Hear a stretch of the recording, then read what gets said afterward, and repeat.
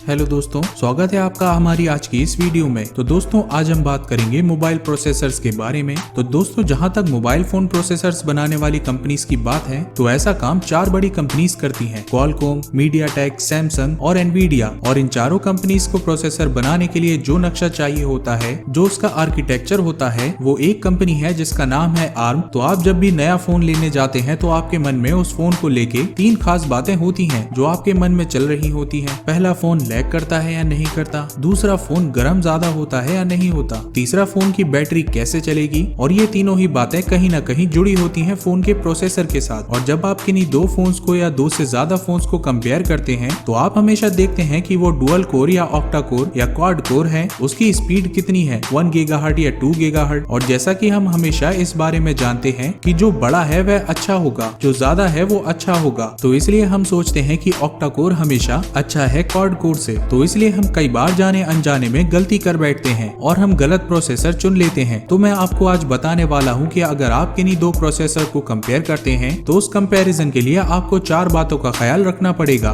और उन 4 बातों को जाने बिना चाहे आप कोई भी प्रोसेसर ले लें, कभी भी सही कंपैरिजन नहीं कर पाएंगे। क्योंकि सिर्फ ऑक्टा कोर या क्वाड कोर वाले लेने से कुछ नहीं होता, उसके अलावा भी बहुत सारे इश्यूज हैं जो मैं आपको अभी बताऊंगा। दोस्तों सबसे पहली बात जो है वो है उसका आर्किटेक्चर। जैसे कि मैंने आपको बताया कि एक कंपनी है आर्म जो उन सभी कंपनीज के प्रोसेसर बनाती है, जो उन सभी कंपनीज को जो प्रोसेसर बनाती हैं मोबाइल फोन्स के लिए, उनको एक लाइसेंस के थ्रू एक डिजाइन देती है, एक आर्किटेक्चर देती है। अब आर्म जो कंपनी है उसके डिजाइन भी साल दर साल बेहतर होते जा रहे हैं। तो ये बात तो हो गई उनके आर्किटेक्चर की। पर दोस्तों दूसरा जो पॉइंट आता है वो होता है टेक्नोलॉजी का, यानी कि वो प्रोसेसर बनाने के लिए जिस टेक्नोलॉजी का इस्तेमाल किया गया है वो कैसी है। देखिए, प्रोसेसर में छोटे छोटे बहुत सारे ट्रांजिस्टर्स लगे होते हैं और वो जो ट्रांजिस्टर हैं वो जितने छोटे होंगे उतना ही आपका प्रोसेसर तेज काम करेगा और बैटरी भी उतनी ही कम खर्च होगी। इस मामले में दोस्तों सैमसंग सबसे आगे चल रहा है। सैमसंग सबसे छोटे ट्रांजिस्टर्स बनाती है जिनका साइज है 14 नैनोमीटर का, क्वालकॉम है 20 नैनोमीटर का, मीडियाटेक होता है कभी 26 पर कभी 28 पर। तो ये जितना छोटा साइज होगा उतनी ही आपको प्रोसेसर की एफिशिएंसी अच्छी मिलेगी। तीसरा जो नंबर आता है वो आता है नंबर ऑफ कोर्स। अब देखिए नंबर ऑफ कोर्स, अब देखिए कोर होता क्या है। तो कोर में ऑक्टा कोर, क्वाड कोर में ऑक्टा कोर बढ़िया होता है, लेकिन वो बढ़िया तभी होता है जब हमें आर्किटेक्चर और उनकी प्रोसेस सेम हो। अगर वो अलग अलग है तो हम कंपैरिजन नहीं कर सकते कि ऑक्टा कोर अच्छा है या क्वाड कोर अच्छा है। देखिए सबसे आखिरी में जो आती है वो होती है गीगाहर्ट्ज या प्रोसेसर। ये प्रोसेसर 2 गीगाहर्ट्ज का है। तो गीगाहर्ट्ज का क्या मतलब होता है? देखिए ये जो है वो प्रोसेसर के साथ में एक घड़ी लगी होती है जिसकी मदद से टाइमिंग के हिसाब से प्रोसेसर जो है वो काम करता है। तो दोस्तों मुद्दे की बात यह है कि आप कभी भी किसी प्रोसेसर को कंपेयर करते हैं तो सबसे पहले तो उसका देखें कि आर्किटेक्चर कौन सा है। तो सबसे पहले यही देखें, फिर आप ये कंपेयर करें कि वो प्रोसेसर की जो टेक्नोलॉजी है उसको बनाने में यूज हुई वो कौन सी है। तीसरी चीज आप ये देखिए कि नंबर ऑफ कोर्स कितनी है। ये जितनी ज्यादा होंगी उतनी अच्छी होंगी, लेकिन उसके लिए टेक्नोलॉजी और प्रोसेस का भी सेम होना जरूरी है। चौथी चीज जो आती है लास्ट में वो होती है फ्रीक्वेंसी, यानी गीगाहर्ट्ज की जो स्पीड आपको दी हुई होती है तो वो भी जितनी ज्यादा होगी उतनी अच्छी है, लेकिन पीछे की तीनों चीजें सेम होना चाहिए। आशा करता हूँ कि आप अपना अगला फोन जब चूज करेंगे तो आपको प्रोसेसर चूज करने में कोई प्रॉब्लम नहीं आने वाली। अगर आपको वीडियो पसंद आई हो तो प्लीज लाइक, शेयर, सब्सक्राइब जरूर कीजिए।